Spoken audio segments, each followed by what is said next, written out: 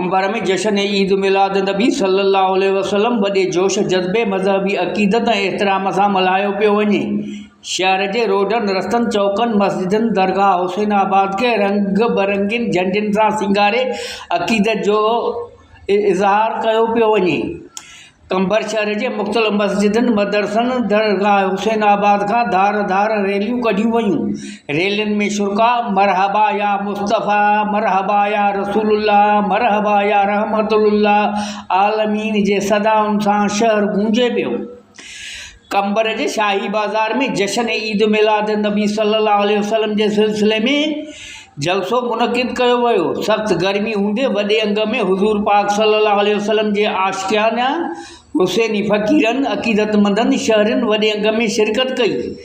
जलसे खे दरगाह हुसैनाबाद कंबर जे सजादा नशीन सैयद अताउल्लाह शाह बुखारी नक्शबंदी, साहिबजादा सैयद नसरुल्लाह शाह बुखारी, सैयद सनाउल्लाह शाह बुखारी ऐं ॿियनि उलमाउनि पंहिंजे किताबनि में शान मुस्तफ़ा बयानु कंदे चयो त आमद हुज़ूर पाक सल्लम सां असां जूं दिलियूं बाग़ बहार आहिनि जो रब्बुल आलमीन असांखे रहमतुल आलमीन अता कयो।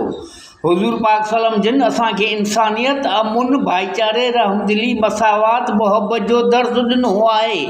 हिननि वधीक जो त अलाह पाक हिकु वॾी नेमत अता करे दुनिया जे अंधेरे खे ख़तमु करे हमेशह दुनिया खे हुज़ूर पाक जे इल्म जे नूर सां मुनवर कयो। कैमरामैन शोएब अहमद खोसो सां गॾु मोहम्मद मिठल, कोशिश डिजिटल कंबर।